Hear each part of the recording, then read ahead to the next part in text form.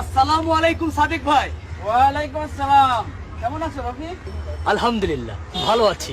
আরে টিভিতে তোমার অনুষ্ঠান তো বেশ জমে উঠেছে। সবই আপনাদের দোয়া সাদিক ভাই। এই 1050 টাকা এই মাসের মাসিকিয়ানত। আলহামদুলিল্লাহ আলহামদুলিল্লাহ। আল্লাযীনা ইউনফিকুনা ফিস সাররায়ে ওয়াদ-দাররায়ে ওয়াল কাযিমিনাল গায়যা ওয়াল আফিনা আনিন নাস আল্লাহু ইউহিব্বুল মুহসিনিন।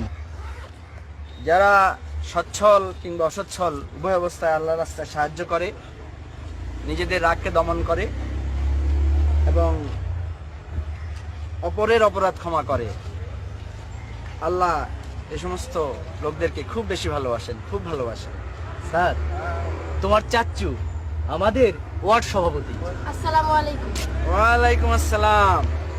বড় হলে আব্বুর মতো আল্লাহর পথে অর্থ ব্যয় করবে। জি ইনশাআল্লাহ। আসি সাদিক ভাই, আল্লাহ হাফেজ। আসসালামু আলাইকুম। ওয়ালাইকুম আসসালাম।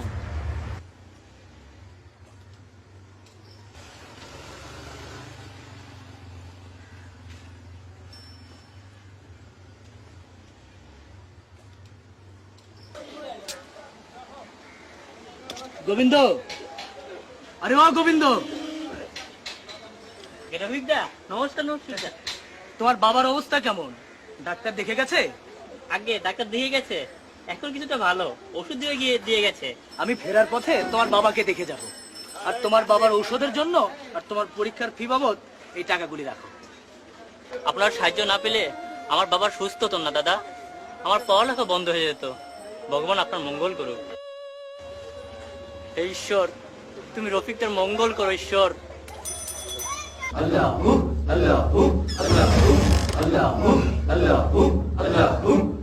আসসালামু আলাইকুম হুজুর।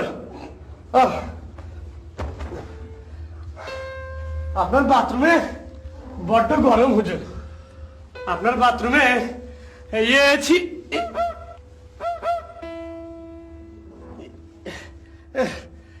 ফিট করেন লাগবে হুজুর, বড্ড গরম।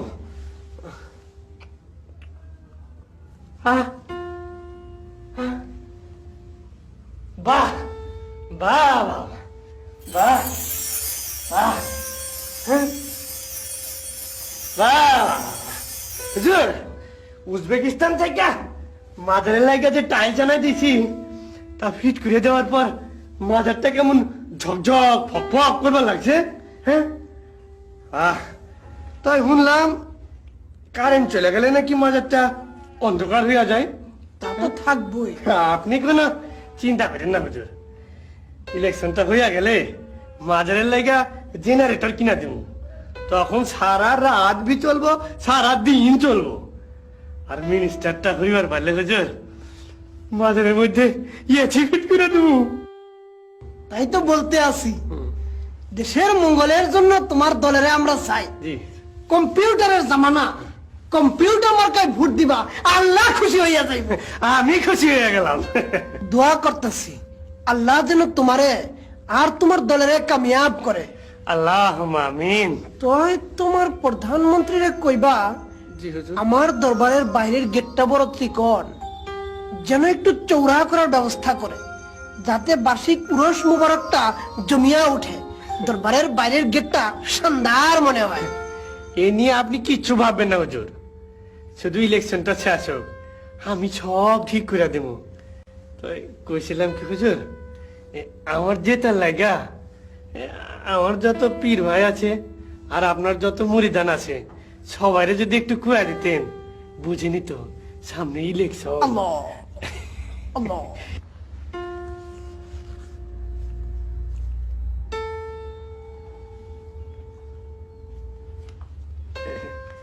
সামান্য নজরানা হুজুর।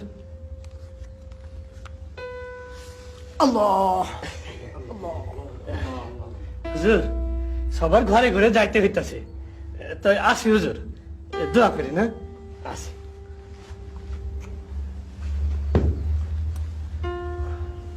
চল বস, খালি সাহেবের কথা বলেন না।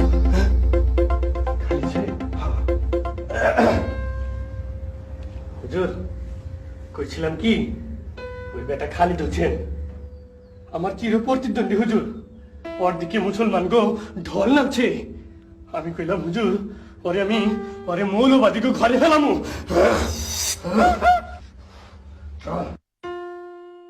দরদি পার্টি মুসলমান গুলাইগা এই দলই ভালো, কি বলো তোমরা?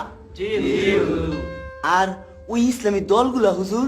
বেদাত বেদাত, নাউযুবিল্লাহ, আস্তাগফিরুল্লাহ, আল্লাহ আল্লাহ আকবার।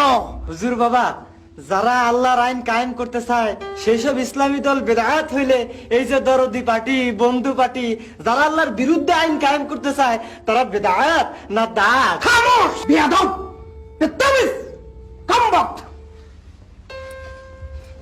জাহেল, মূর্খ, হুজুরের সামনে অর্থ বুঝে কথা কইবা, যত সব।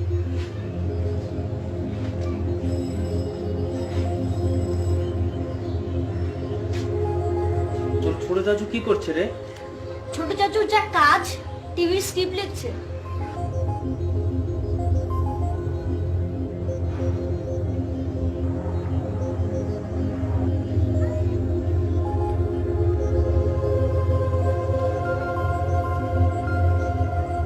রফিক, আব্বা কিছু বলবে?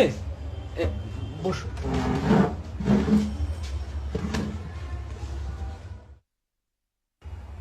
রফিক, দেখ বাবা, তোরা দুই ভাই মিলে ভাগাভাগি করে বাড়ি ভাড়ার সংসার খরচ চালাস, তাতেও তোর কাছে প্রতি মাসে কয়েক হাজার টাকা থাকার কথা।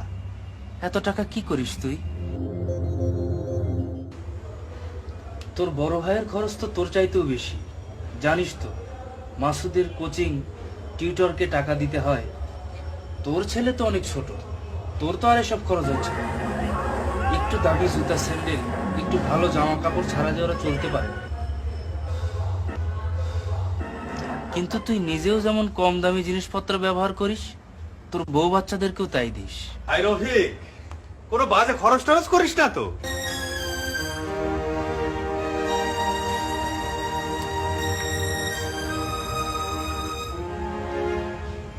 মানে মানে আজকাল তো অনেকের আবার বাজে নেশা টেশা থাকে।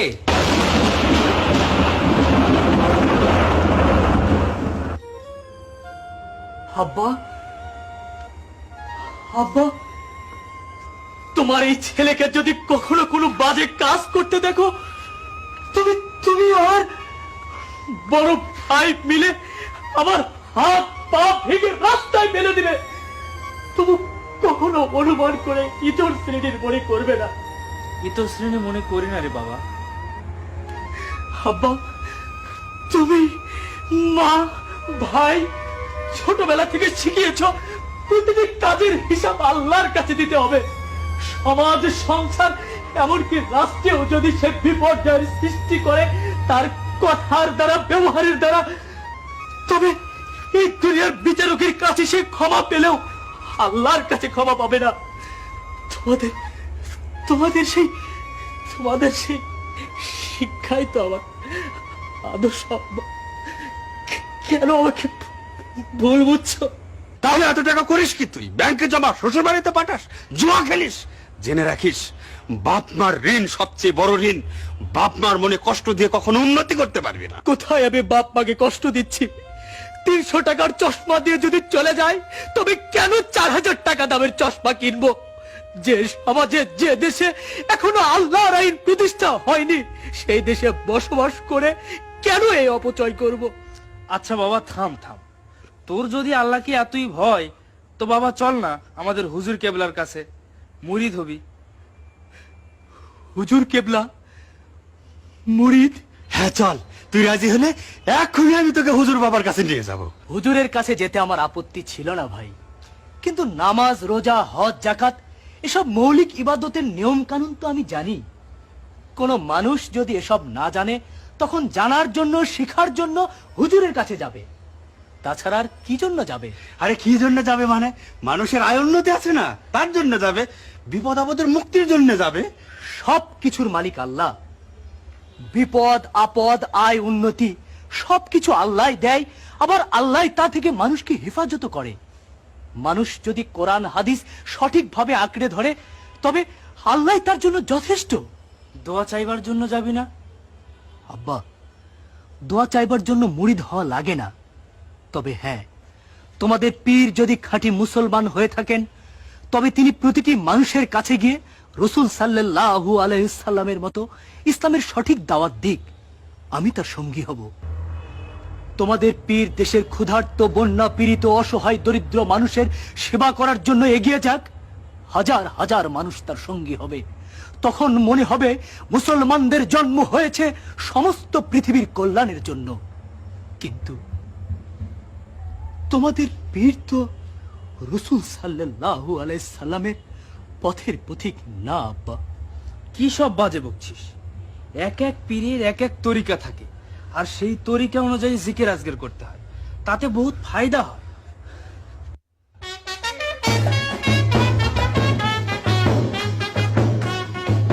কম্পিউটার মার্কাই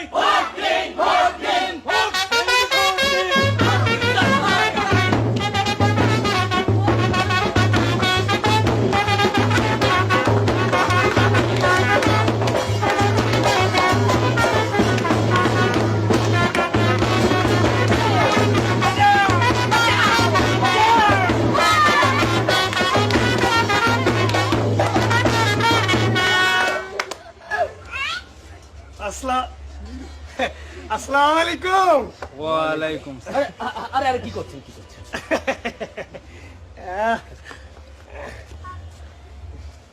এই থাক থাক থাক। শফিক ভাই, আপনারা বিয়ালে শুধু দোয়া করেন, আর কিচ্ছু চাই না। হ্যাঁ, দোয়া করেন চাচা। দোয়া করি বাবা, তোমার জয় হোক। জি চাচা। রফিক ভাই, তুমি তোমার ইসলামিক পার্টি করো, যাকগে, তাতে কি হয়েছে? তুমিও দোয়া করো, তোমার দোয়া আল্লাহ কবুল করবো। আল্লাহর দেয়া আইনের বিরুদ্ধে আইন প্রতিষ্ঠা করতে চান, আবার সেই আল্লাহর কাছে দোয়া করতে বলেন? তোমার মুখটা না একেবারে খোলা হাড়ি, মুখে কিচ্ছু আটকায় না। এই বাস্তবে যা, টিভিতেও তাই। যজ্ঞ, আমি আবার এসব কথায় কিছু মনে করি না। আতিক ভাই, আপনার যে প্রচার, আপনি জিতবেন। আপনার মুখে ফুল চন্দন পড়ুক। বাবা, সবাই চা খেয়ে গেলে হতো না? আরে না না চাচা, চা তো আমি খামু, শুধু দোয়া করেন নির্বাচনে পাস করবার পর শুধু চা কেন তাও খাওয়ামু। তাই আসি চাচা, আর একবার সালাম করে দেয়। পা কোনটা? দুই রকম। এই পা, মানে ধরে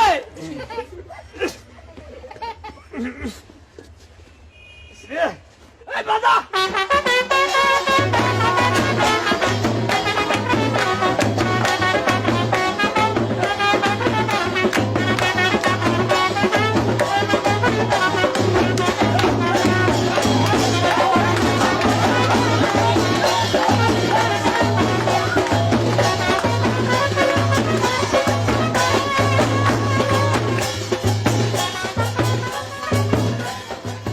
দেখ রফিক, যখন তখন এমন বেফাস কথা বলবি না। তুই কি আমাদের শত্রু বাড়াতে চাস? আল্লাহর খুশির জন্য মানুষের কাছে শত্রু হওয়া আর মানুষের খুশির জন্য আল্লাহর কাছে শত্রু হওয়ার মধ্যে বিস্তর ফারাক। যাকে আব্বা, তুমি তো ওই আতিক সাহেবকে খুব দোয়া করলে, মানলাম তুমি ওই দরদি পার্টিকেই ভোট দিবে, কিন্তু ভাই তুমি যে বললে আপনি জিতবেন, তুমি তো দরদি পার্টি করো না। আরে গাধা, এলাকায় থাকি, ওদের মন খুশি না রাখলে এলাকায় নিরাপদে থাকতে পারবে? ইয়া আইয়ুহাল্লাযীনা আমানু লিমা তাকুলুনা মা লা তাফআলুন কাবুরা মাকতান ইনদাল্লাহি আন তাকুলু মা লা তাফআলুন। হে মুমিনগণ, তোমরা এমন কথা কেন বলো যা তোমরা নিজেরাই করো না, অথচ আল্লাহর কাছে এটা অত্যন্ত অপছন্দনীয় কাজ।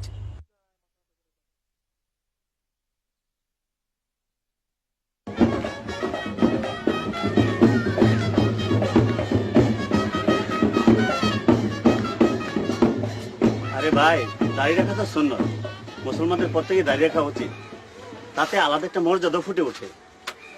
কিন্তু ভাই, আল্লাহ তাআলা কি এই কারণে নবী রাসূল পাঠাইছেন? হে নবী, দুনিয়ার মানুষ দাড়ি রাখে না, দুনিয়াতে গিয়ে তুমি তাদের দাড়ি রাখার কথা কও? না না ভাই, শুধু দাঁড়িয়ে রাখার জন্যই কেন আল্লাহ নবী রাসূল পাঠাইবেন? জীবনের ঝুঁকি লইয়া সর্বক্ষেত্রে আল্লাহর আইন কায়েম করার জন্যই তো আল্লাহ নবী রাসূল পাঠাইয়াছে। হ্যাঁ, ঠিকই কইছেন। তাইলে এটাই সব ফরজের বড় ফরজ। আল্লাহর আইন কায়েম থাকলে দুনিয়াতে কোনো গোলমালই হয় না। হ্যাঁ, তাহলে চলো সেই ফরজকে আমরা আগে করি। কেমনে? যেসব নেতারা আল্লাহর আইন কায়েম করতে চায় তাদেরকে ভোট দিয়ে মুসলমানকে নেতা বানাই দিব। তারপর ক্ষমতা পাইয়া তারা যদি আল্লাহর আইন কায়েম না করে, যতদিন তারা আল্লাহ রাসূলের আইনের উপর কায়েম থাকবো ততদিন তারাই আমাদের নেতা থাকবে। আল্লাহ রাসূলের আইনের উপর না থাকলে আমরা জনগণই তাদের নামাই দেবো, আর এটাই আল্লাহর হুকুম।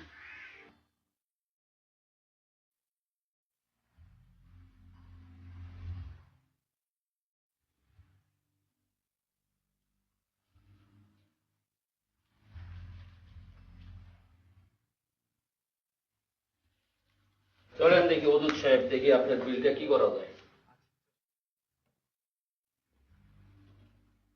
কাদের সাহেব,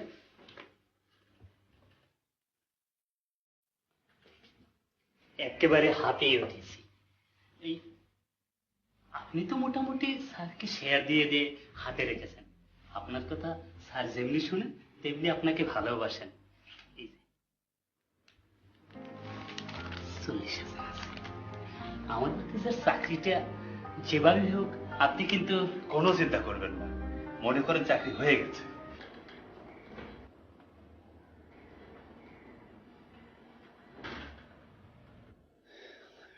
গাজী সাহেব, আপনার ছেলের চাকরি হবে না।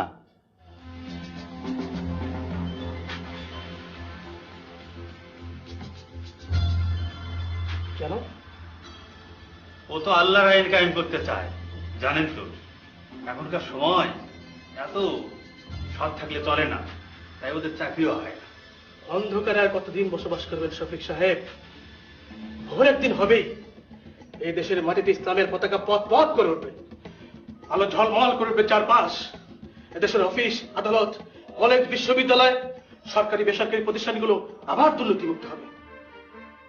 জনবাদী আর নাস্তিকবাদীরা দেশের বিভিন্ন রাজনৈতিক দলের ছত্রছায়ায় ভোগ বিলাসিতার জীবন বেছে নিয়েছে। ইসলামী দলের এই সৎ নওজওয়ানেরা ওই বুকবাদীদের হাত থেকে এদেশের মাটিকে, এদেশের মানুষকে মুক্ত করে ছাড়বেই ইনশাআল্লাহ। তার আগে বেকারত্বের যন্ত্রণায় না খেতে পেয়ে পটল তুলবে। আবারও বেকুফের মতো কথা বললেন শফিক সাহেব। মনে রাখবেন, ইসলামী আইন যারা কায়েম করতে চায় আল্লাহ পাক সম্মানের সহিত তাদের রিজিকের ব্যবস্থা করে রাখেন। চল বাবা।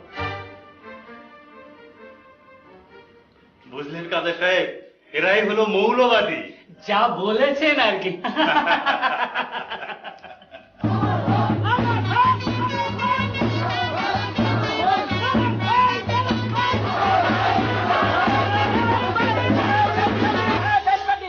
থামাও গেল কোথায় সব?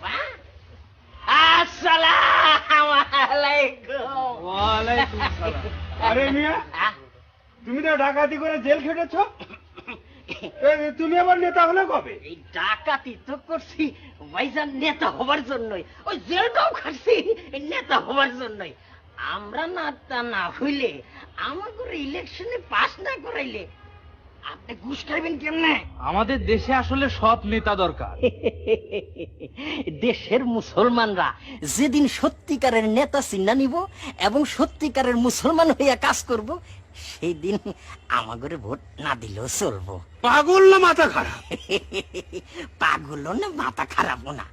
আপনি কিন্তু ভাইজান খালিদ হোসেন সাহেবের ভোট দিবেন না, কারণ উনি হচ্ছে সৎ লোক।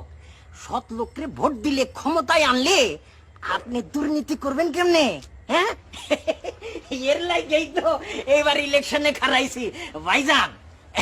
চাচা যান, আমার মার্কাটা হইলো এই যে মার্কাটা হইলো আমার মোবাইল মার্কা। মোবাইলটা রাখি,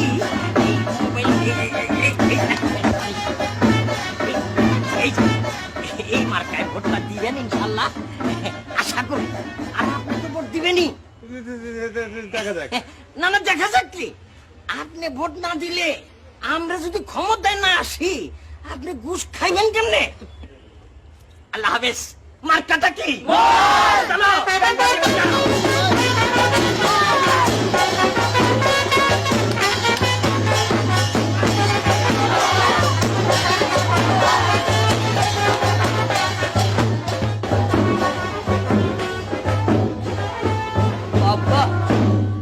খাঁটি সংস্কৃতি বাঙালি হয়ে গেছে। জিন্দাবাদ ছেড়ে অমর হোক, অমর হোক। তুই একেবারে খাঁটি রাজাকার হয়ে গেছিস, বুঝলি? আরে অমর শব্দটা আমাদের মাতৃভাষা বাংলা, জিন্দাবাদ আমাদের মাতৃভাষা না। তোমার আমার নামগুলিও কিন্তু আমাদের মাতৃভাষা না। নিজের আত্মপরিচয়ের জন্য এসব শব্দের দরকার। আমরা আসসালামু আলাইকুম বলি, এটাও আমাদের আত্মপরিচয়। মূর্তির সামনে বসে কেউ যখন পূজা করে তখন তাকে তোমরা বলো উপাসনা করছে, আবার তুমি যখন নামাজ পড়ো তখন কেন বলো ইবাদত করছি? থাম, আমি তোর বড় ভাই, আমাকে অত উপদেশ দিতে হবে না। উপদেশ না ভাই, আমাদের সবাইকে সঠিক পথে চলতে হবে, সঠিক চিন্তা করতে হবে। কত বড় বিয়াদব বলে কিনা তুমি আমি আমরা কেউ সঠিক পথে চলি না, সঠিক চিন্তা করি না। এই যে তোমরা ভোট দাও, কাকে দাও, কেন দাও, কি উদ্দেশ্যে দাও? আমি আজীবন দরদিবাটি করি, তাদেরকে ভোট দেই, টাকাও দেই। আমি বন্ধু পার্টি করি, তাদেরকে ভোট দেই, প্রয়োজনে টাকাও দেই।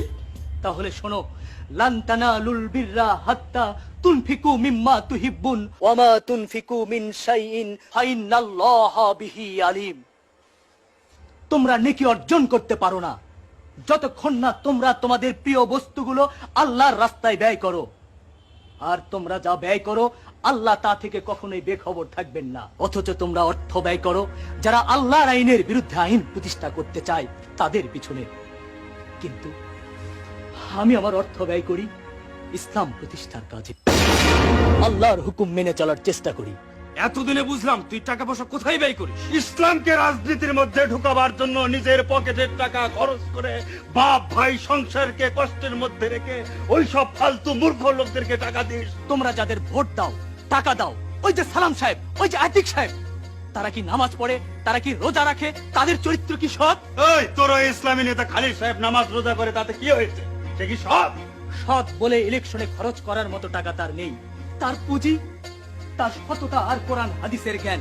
তোমাদের ওই সব নেতারা, তাদের তো কোরআন হাদিসের জ্ঞান নেই, বরং তারা নেতা হওয়ার জন্য কোটি কোটি টাকা খরচ করে এবং নেতা হওয়ার পর এদেশের গরিবদের গলা কেটে তা উসুল করে।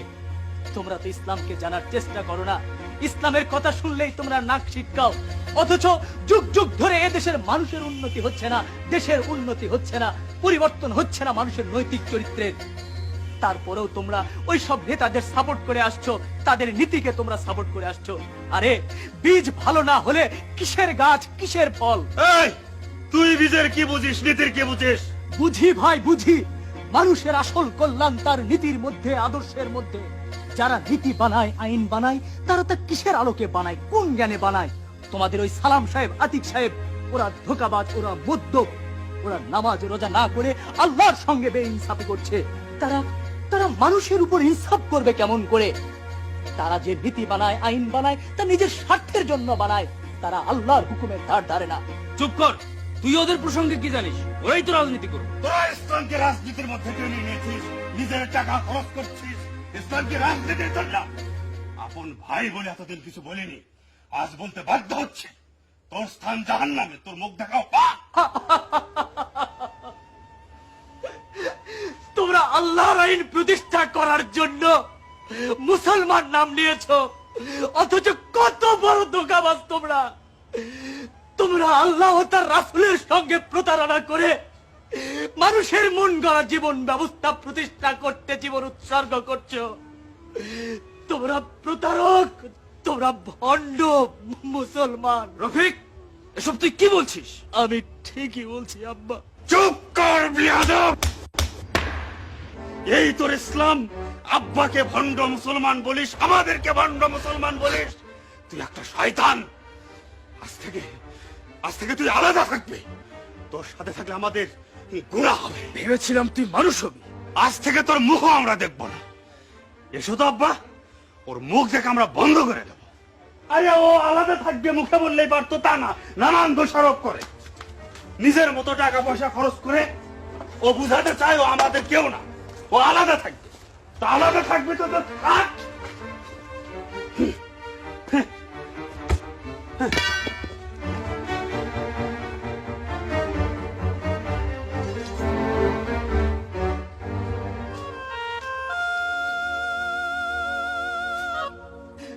মনে রেখো, তোমরা অন্যায় করছো।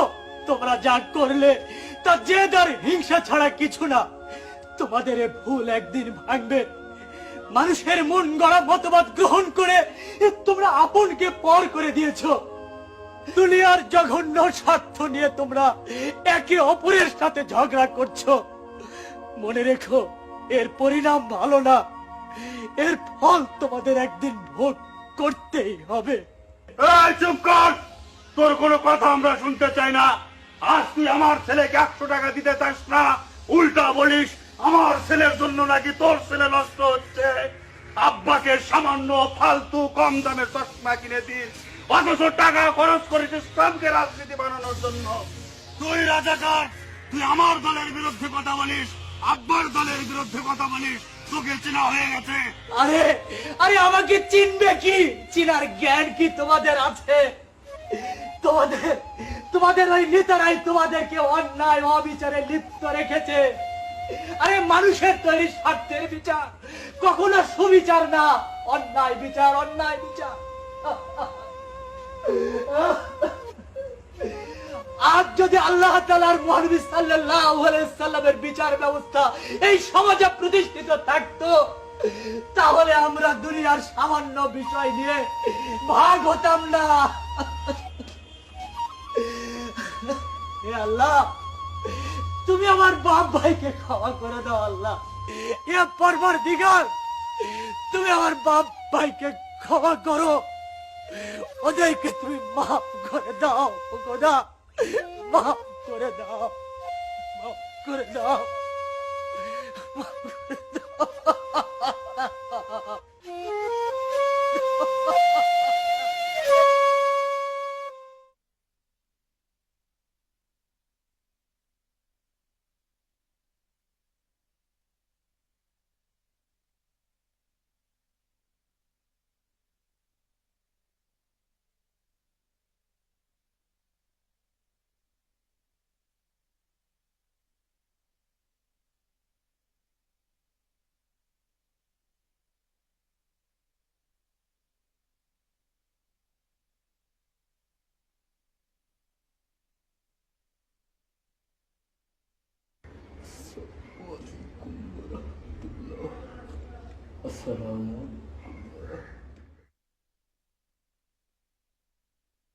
হে আল্লাহ, তুমি তো সবই জানো। তুমি আমার গুনাহ মাফ করে দাও। তুমি আমার এই তাহাজ্জুদ নামাজ কবুল করে দাও। তুমি আমার বাপ ভাইকেও মাফ করে দাও। তুমি ছাড়া মাফ করার যে আর কোনো মালিক নেই খোদা। হে আল্লাহ, তুমি মাফ না করলে আমাদের ইহকাল আর পরকাল যে বরবাদ হয়ে যাবে। আল্লাহ, হে আল্লাহ, তুমি আমার বাপ ভাইকে সঠিক ইসলামের জ্ঞান দাও। তোমার বিধান, তোমার আইন মেনে চলার তৌফিক দাও খোদা। ইয়া পাক পরওয়ারদিগার, তুমি আমার আব্বা আর ভাইকে দোজখের আগুন থেকে রক্ষা করো। দোজখের আগুন থেকে তুমি আমাদের সবাইকে হেফাজত করো। তুমি আবার আমাদেরকে মিল করে দাও। আমি তোমার কাছে শুধু ইহকাল আর পরকালের কল্যাণ কামনা করছি খোদা। রব্বানা আতিনা ফিদ দুনিয়া হাসানাতাও ওয়া ফিল আখিরাতি হাসানাতাও ওয়া কিনা আযাবান নার। আমিন। ইয়া আল্লাহ, তুমি আমার দোয়া কবুল করো, কবুল করো, কবুল করো। হে রাব্বুল আলামিন, আমার দোয়া কবুল করো। আমার বাপ ভাইকে হেফাজত করো, তাদের তুমি রক্ষা করো। আমাদের সবাইকে এক করে দাও। আল্লাহু আল্লাহু আল্লাহু আল্লাহু আল্লাহু আল্লাহু আল্লাহু আল্লাহু আল্লাহু আল্লাহু আল্লাহু আল্লাহু আসসালামু আলাইকুম হুজুর বাবা।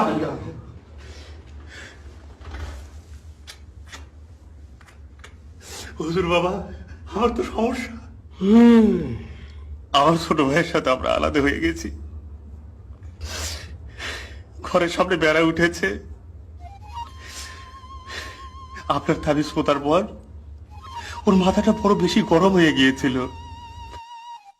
আব্বার সাথে চরম বেয়াদবি করেছে হুজুর। আব্বাকে অপমান করেছে। আলাদা হওয়া ছাড়া আমাদের কোনো উপায় ছিল না। তাবিজ পুতার পর মাথা গরম হয়েছে হুজুর। অ্যাকশন শুরু হয়েছে, অ্যাকশন। হুজুর কেবলার তাবিজ, এই তাবিজে কাম হইব না এটা কোনো কথা হইলো? এই তাবিজ হইল গিয়া হোমিওপ্যাথি ওষুধের মতন। প্রথম প্রথম রোগ বাড়ে, আর বাড়লেই মনে করতে হইব ওষুধে ধরছে, তারপর আস্তে আস্তে রোগ সাইরা যাইব। মুস্তফা দিদি ঠিক কথাই বলিয়াছে। শফিক সাহেব, সবুর করেন, সবুর করেন। আল্লাহ সবুরকারীকে ভালোবাসেন। এখন থেকে আর কোনো ঝগড়াঝাটি করবেন না।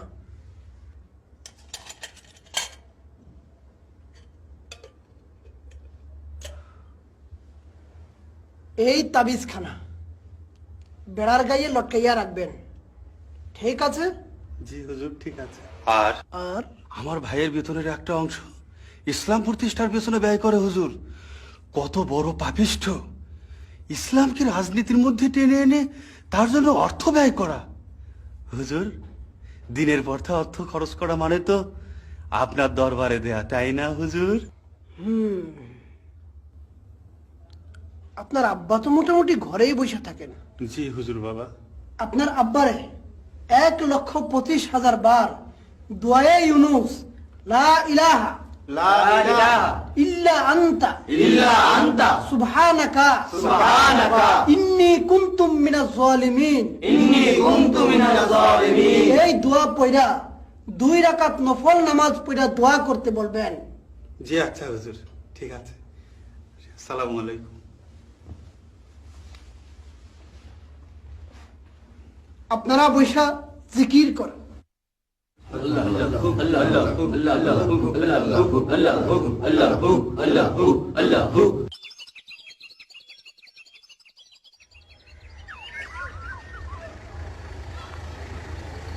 আসসালামু আলাইকুম আতিক ভাই। ওয়ালাইকুম আসসালাম। আরে শফিক সাহেব যে হুজুর কেবলার মাজারে গেছিলেন বুঝি? জি জি।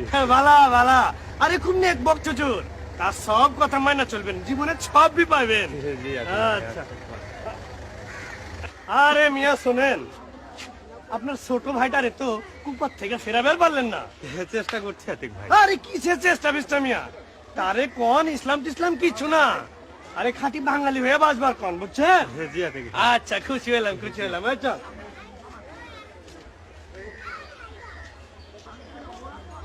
সাদ মুন্না, তোমার আম্মু ডাকছে, খাবে এসো। না আমি খাবো না, আমার ইলিশ মাছ কই? হ্যাঁ চলো না বাবা, জিদ করে না। কাল তোমার জন্য ইলিশ মাছ নিয়ে আসবো ইনশাল্লাহ। এসো না বাবা, আমি এসো। ইলিশ মাছ ছাড়া খাবো না, আমার ইলিশ মাছ আননি কেন? আমি ইলিশ মাছ ছাড়া খাবো না।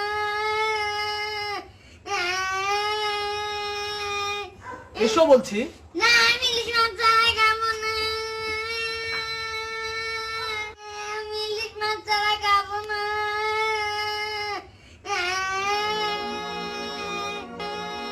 আমি ইলিশ মাছ ছাড়া খাবো না। খাবো না।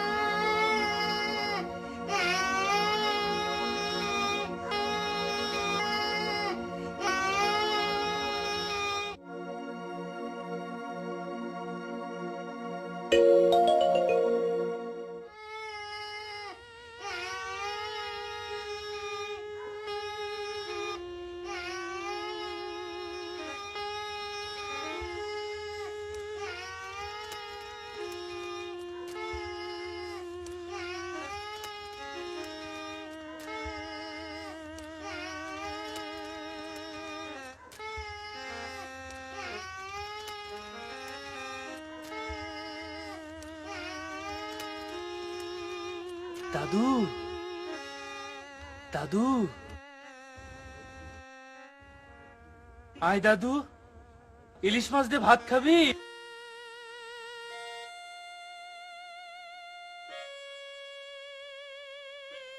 দাদু নে খা দাদু, খা দাদু, খা।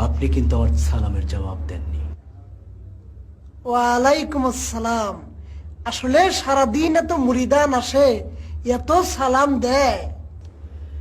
আমি আপনাকে কয়েকটি গুরুত্বপূর্ণ কথা বলতে এসেছি, যদি আপনি অনুমতি দেন। কি বলবা বলো। আপনারা যারা পীর, যুগ যুগ ধরে এদেশের মুসলমানদেরকে আপনারা হেদায়েত করে আসছেন।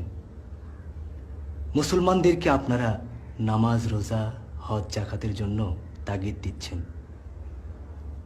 এজন্য আপনার কাছে এবং আপনাদের মতো যারা ইসলামের খেদমত করছে তাদের কাছে এদেশের মুসলমানরা চিরকৃতজ্ঞ। তুমি কে বাবা? বসো বসো, কি করো? আমি সামান্য একজন গুনাহগার মুসলমান, চাকরি করি, কিন্তু সব ফরজের বড় ফরজ আল্লাহর দিনকে সমাজ ও রাষ্ট্রে প্রতিষ্ঠা করা, আল্লাহর জন্য অর্থ ব্যয় করা। আল্লাহ পাক বলেছেন, তুমিনুনা বিল্লাহি ওয়া রাসূলিহি ওয়া তুজাহিদুনা ফি সাবিলিল্লাহি বিআমওয়ালিকুম ওয়া আনফুসিকুম যালিকুম খায়রুল লাকুম ইন কুনতুম তা'লামুন। তোমরা আল্লাহ ও তার রাসূলের প্রতি ঈমান আনো এবং আল্লাহর পথে তোমরা তোমাদের ধন সম্পদ ও জান প্রাণ দিয়ে জিহাদ করো। এটাই তোমাদের জন্য অতীব কল্যাণকর। যদি তোমরা তা জানো, ব্যাস আমি সে চেষ্টাই করি। ও, তুমি তো হইলে ওই দলের লোক যারা ইসলামকে রাজনীতি করে ফেলছে। আল্লাহর আয়াত তো শুনলেন, তার অর্থ কি? ইসলাম শুধু রাজনীতি না, না, ইসলাম মানুষের সমস্ত কাজ, কর্ম, চিন্তা ভাবনার নাম। আজ দেশের সর্বস্তরে অরাজকতা, সুদ, ঘুষ, দুর্নীতি আর সন্ত্রাসে ছেয়ে গেছে। টিভি, রেডিও, পত্র পত্রিকায়, এমনকি কোমলমতি স্কুলের ছাত্র ছাত্রীদের বই পুস্তকেও ইসলাম বিরোধী শিক্ষার ছড়াছড়ি। সর্বত্র অশ্লীল নাচ, গান আর চলচ্চিত্র, যার ফলে সমাজ আজ অবক্ষয়ের শেষ প্রান্তে উপনীত হয়েছে।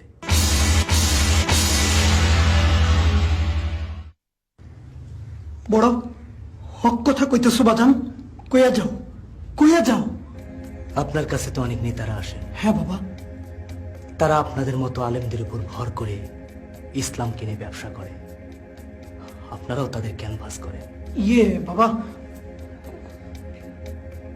সেই সব নেতারা কি নামাজ পড়েন? আজান দিলে কি তিনি তার দলবল নিয়ে মসজিদে দাঁড়ান?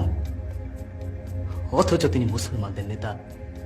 আরে মুসলমানদের নেতা তো তিনি হবেন যিনি শুধু নামে নয়, কাজেও মুসলমান। কোনো মিথ্যা ওয়াদা দিয়ে মানুষের মন জয় করবেন না। ঠিক ঠিক কথাই তো কইতেছো বাজান। সেই সৎ খোদাভীরু নেতৃত্ব প্রতিষ্ঠা করার জন্যই আমরা প্রাণপণ চেষ্টা করছি, যার নাম জিহাদ। নেতা যদি সত্যিকারের মুসলমান হন, সৎ হন, খোদাভীরু হন, তবে তাকে যারা নেতা বানিয়েছে তাদের চরিত্র কি সৎ হবে না? হবে, আলবত হবে। রাসূল সাল্লাল্লাহু আলাইহি সাল্লাম কি তেমন নেতা ছিলেন না? রাসূল সাল্লাল্লাহু আলাইহি সাল্লাম কি তেমন নেতা ছিলেন না? রাসূল সাল্লাল্লাহু আলাইহি সাল্লাম কি তেমন নেতা ছিলেন না? হযরত আবু বকর, হযরত ওমর, হযরত ওসমান আলী রাদিয়াল্লাহু তাআলা আনহু কি তেমন নেতা ছিলেন না? ছিলেন, ছিলেন, আলবত ছিলেন। তাহলে কেন একজন সৎ, যোগ্য, খোদাভীরু মানুষ মুসলমানদের নেতা হবে না? ওই সব নামধারী মুসলমান যারা আল্লাহর আইন ও রাসূল সাল্লাল্লাহু আলাইহি সাল্লামের আদর্শকে বাতিল করে নিজেদের মন গড়া আইন এই সমাজে প্রতিষ্ঠা করতে চায়, তাদের গোলামি করার জন্য তো ইসলাম আসেনি। কি এসেছে? না বাবা, তাদের গোলামি করার জন্য ইসলাম আসেনি। ওই সব নেতাদের নাম মুসলমান বলেই আজ সমস্ত পৃথিবীর অমুসলিম জাতিগুলো মুসলমানদেরকে খারাপ বলে জানে।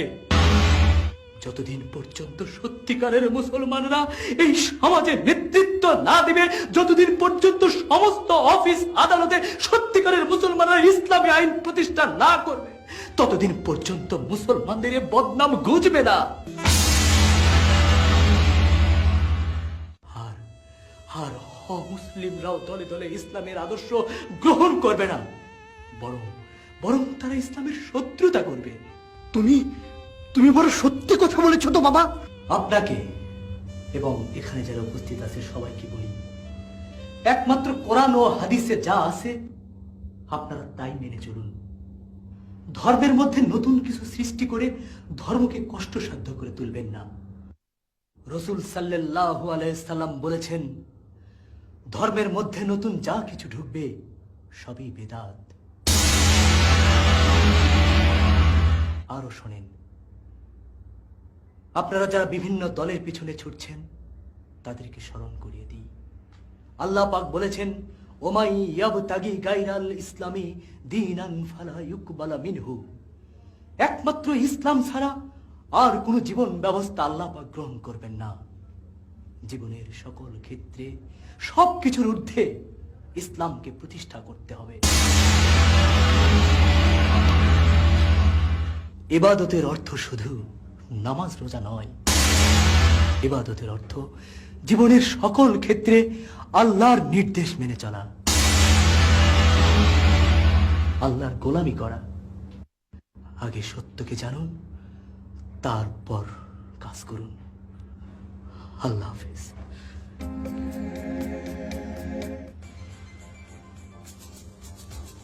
আর একটা কথা, আল্লাহ ও রাসূলের সঠিক আইন যে দল প্রতিষ্ঠা করতে চায় আপনারা তাদের সঙ্গেই থাকুন, দল ছাড়া হবেন না। হযরত ওমর রাদিয়াল্লাহু তাআলা আনহু বলেছেন, লা ইসলাম ইল্লা বিল জামাত। দল ছাড়া ইসলামের কোনো অস্তিত্ব নেই। রাসূল সাল্লাল্লাহু আলাইহি ওয়াসাল্লাম বলেছেন, মান খারাজা মিনাত তাআতি ওয়া ফারাকাল জামাতি ফামাতা মাতা মাইতাতান জাহিলিয়া। যে ব্যক্তি আনুগত্য পরিত্যাগ করে জামাত থেকে বিচ্ছিন্ন অবস্থায় মৃত্যুবরণ করলো, তার মৃত্যু হবে জাহিলিয়াতের মৃত্যু।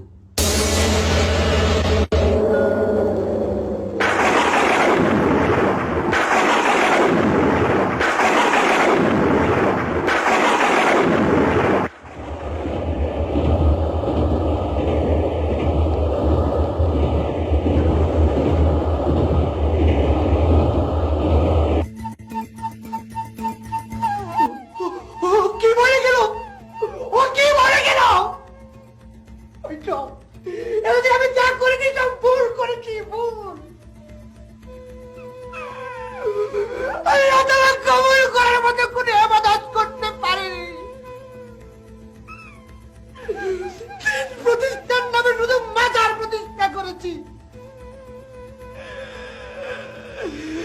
আল্লাহ, তুমি আমাকে মাফ করে দাও, আমার জিন্দেগির সকল গুনাহ মাফ করে দাও।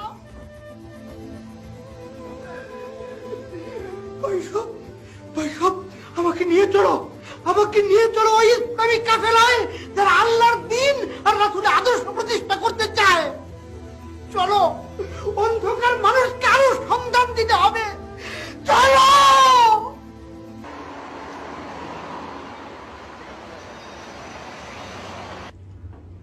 আমাদের সামনে স্পেনের ইতিহাস আছে, সিসিলির ইতিহাস আছে, আলজেরিয়া, মিশরের ইতিহাস আছে। সেসব স্থান থেকে ইসলামকে কিভাবে বিতাড়িত করা হয়েছে তা আমরা সকলেই জানি। এছাড়াও রয়েছে কমিউনিজমের ইতিহাস। আমাদের দেশেই গুপ্ত সমিতি গঠন করে করে বোমাবাদী সন্ত্রাস করে জনগণের মনে কমিউনিজম সম্পর্কে ভয় ও ঘৃণা ছড়ানো হয়েছে। যাই হোক, আমি সিদ্ধান্ত দিচ্ছি, 1. ইসলামী নেতৃত্বকে কলঙ্কিত করো, তাদের নামে বদনাম ছাড়াও। 2. মার্ক্সবাদ, মাওবাদ, লেনিনবাদের মতো রটনা করো, মওদুদিবাদ। 3. সমস্ত মিডিয়াকে ব্যবহার করো। 4. ইসলামপন্থীদের মধ্য থেকে অহংকারী ব্যক্তিদেরকে সম্মান দিয়ে সংগ্রহ করো, কারণ সম্মানেই তারা বশীভূত হয়। তাদেরকে ক্ষমতা দাও, নেতা বানাও, অর্থ দাও, আর তাদেরকে দিয়ে ইসলামী দল গঠন করে পাল্টা তাদের বিরুদ্ধে আঘাত করো। 5. প্রতিভাধর নেতৃত্বকে সুযোগ বুঝে রাস্তা থেকে সরিয়ে দাও। 6. তাদের বিরুদ্ধে মিথ্যার পর মিথ্যা সাজিয়ে বই লেখো, সেগুলো মিডিয়ায় প্রচার করো। 7. যখন তারা গুরুত্বপূর্ণ সভা করে তখন তা বন্ধ করো। আমার তো মনে হয় এই 7টি পয়েন্ট যদি আমরা সফল করতে চাই তাহলে আমাদের 7টি কমিটি করা দরকার। Let me finish. এ বিষয়ে আমাকে বলতে দাও। 1, প্রত্যেকটি কমিটিতে আমাদের বুদ্ধিজীবী ও প্রশাসক অর্থাৎ প্রশাসনে যাদের অভিজ্ঞতা আছে তারা থাকবে। 2, প্রত্যেকটি কমিটিতে ভার্সিটি শিক্ষক ও অর্থনীতিবিদও থাকবে। মনে রাখতে হবে ইসলামপন্থীদের অর্থনীতিতে প্রচন্ড আঘাত করতে হবে। ওকে? আরে মিয়া, বড় প্রতিভাধর একজন নেতা ইসলামপন্থীদের মধ্যে। আরে হালাই আমারই এলাকায় আমারই বিরুদ্ধে নির্বাচনে খাড়াইছে। আর সরিয়ে দাও। আরে মিয়া, হজম করবো কেমনি? Common formula. কেমন? হামলা করবে, মিডিয়া আমাদের হাতে আছে। মিডিয়াই বলবে খুনি, রক কাটা, ইসলামপন্থী গণধোলায় নিহত, এবং ইসলামপন্থীদের হামলায় আমাদের 27 জন আহত, এবং তাদেরই আঘাতে তাদের একজন নিহত। দলীয় কন্দল, সুযোগ গ্রহণ করেছে প্রতিদ্বন্দ্বী, ইত্যাদি ইত্যাদি। আর এসব কমন ফর্মুলা। চলেন।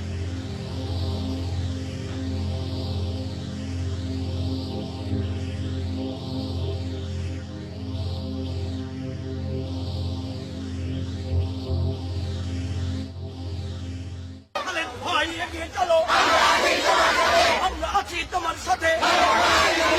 আল্লাহর আইন চাই, সুফি মার্কের আলো, ঘরে ঘরে চলো।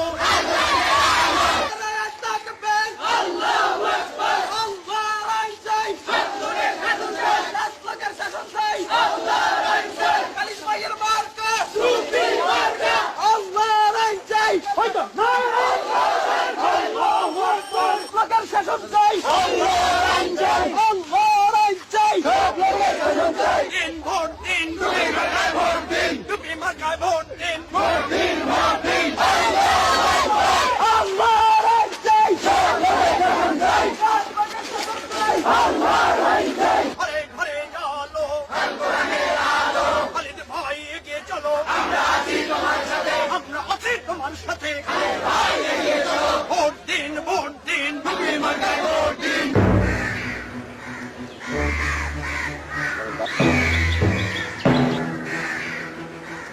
মনে রাখবেন, ইসলাম জোর করে চাপানোর জিনিস নয়। আল্লাহ বলেছেন, লা ইউকাল্লিফুল্লাহু নাফসান ইল্লা উসাহা। ইসলাম জোর করে চাপানোর জিনিস নয়। বোমাবাজির সন্ত্রাস করে ইসলাম কায়েম হয় না। মানুষ যখন বুঝবে তার সৃষ্টিকর্তা দুনিয়াতে বেঁচে থাকার জন্য নিয়ম কানুন দিয়েছেন, সেই নিয়ম কানুনের অধীনে ইহকালে যেমন তার কল্যাণ, পরকালেও তেমনি কল্যাণ, তখন স্বেচ্ছায় মানুষ তার সৃষ্টিকর্তার বিধান মোতাবেক চলতে চাইবে। তখনই কেবল আল্লাহ পাক তাদের উপর নিজের আইন বলবৎ করবে। আল্লাহর আইন চাই, আল্লাহর আইন চাই।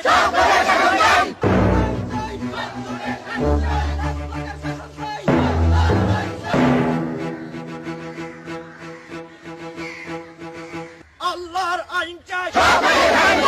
থামুন থামুন, শুনুন, আপনাদের দায়িত্ব শুধু আল্লাহর সেই আইন কানুন মানুষের নিকট পৌঁছে দেওয়া, বাস, এর বেশি নয়। আল্লাহর আইন চাই, আল্লাহর আইন চাই। আল্লাহর আইন কায়েম করা সব ফরজের বড় ফরজ।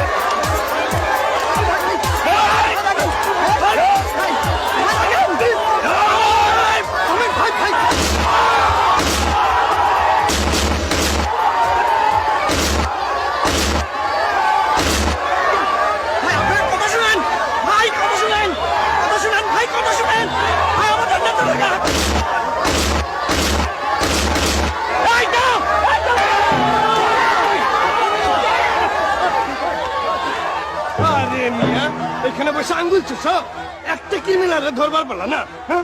যত সব। হায় রফিক, হায় আল্লাহ,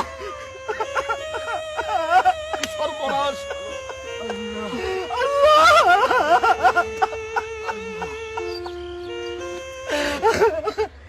আল্লাহ, তুমি সাক্ষী থেকো, আমি তোমার দিন প্রতিষ্ঠার কাজে সামিল ছিলাম। লা ইলাহা ইল্লাল্লাহু মুহাম্মাদুর রাসূলুল্লাহ।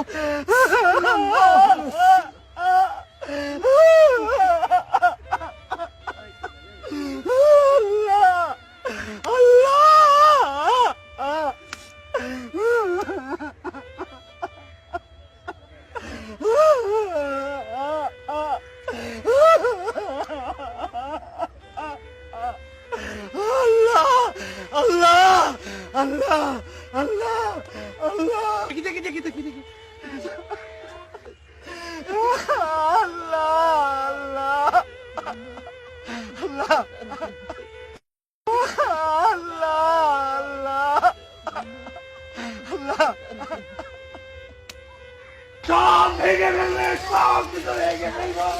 এসব দিয়ে কি হবে? এসব কিছু ভেঙে শেষ করে দেবো। এসব ভেঙে শেষ করে রাখবো না, এসব কিছু সব রাখবো না।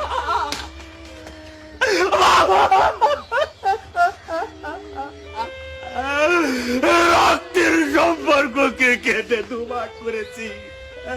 হে আল্লাহ, তুই আমাদের মাফ করে দাও। কোরআন ও সুন্নাহর বাহিরে সবকিছু বেদাত জাহিলিয়াত।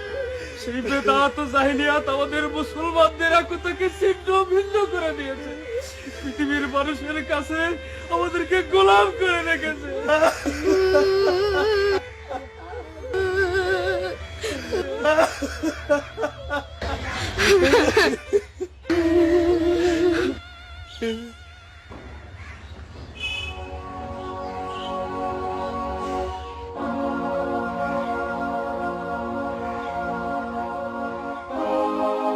হুজুর, আপনি? আমি গুনাহগার, আমার দরবার আমি তুলিয়া দিয়েছি। ওটা এখন অফিস, ইসলামী জামায়াতের অফিস। আপনারা প্রতি জুমাবার সকালে আসবেন, আমরা মানুষের দ্বারে দ্বারে যাব, সবার কাছে ইসলামের সঠিক দাওয়াত পৌঁছে দেব।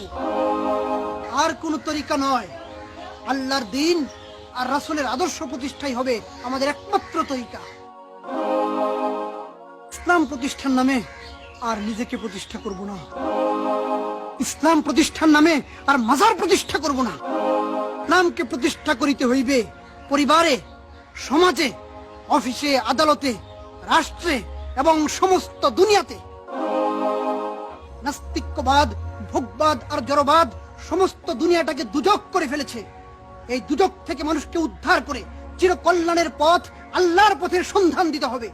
তার জন্য মুসলমানদেরকে ঐক্যবদ্ধ হতে হবে।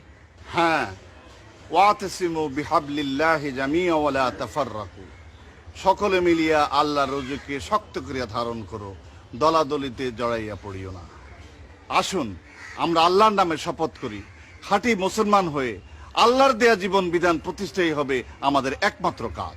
ইসলাম এক সময় রাজা ছিল, তখন ছিল শান্তি আর শান্তি। একতাবদ্ধ না থাকার কারণে আমরা ইসলাম থেকে সরে এসে নিজেরাই ক্ষতিগ্রস্ত হয়েছি। সারা পৃথিবী আজ ধ্বংসের দ্বার প্রান্তে উপনীত, ক্ষতবিক্ষত, জর্জরিত। আসুন আল্লাহর দিয়ে নিয়ম নীতির আলোকে আমাদের পথ চলি। আল্লাহর চেয়ে সুন্দর পথ আর কে দেখাতে পারে? রাসূল সাল্লাল্লাহু আলাইহি সাল্লামের মতো আদর্শবান আর কে হতে পারে?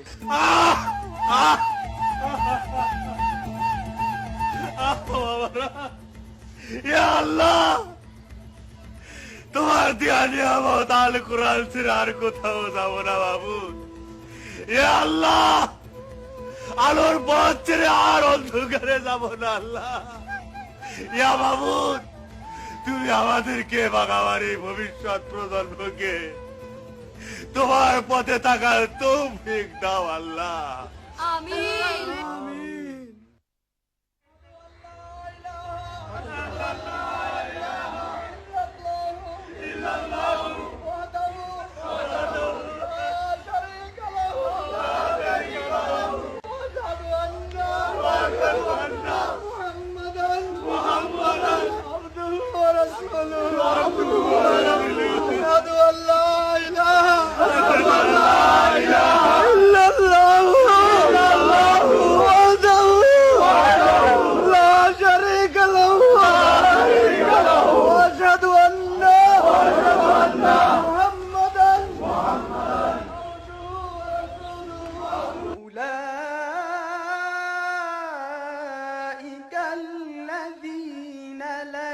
ليس لهم في الآخرة إلا النار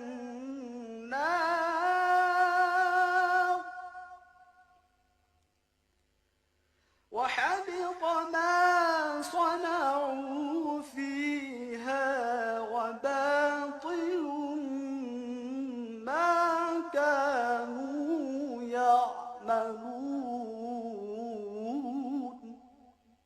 এরাই ওই সব লোক যাদের জন্য আখিরাতে আগুন ছাড়া আর কিছুই নেই। তারা যা কিছু দুনিয়াতে বানিয়েছিল তা সবই বিফলে গেল এবং যা তারা করেছিল তা সবই বাতিল হয়ে গেল।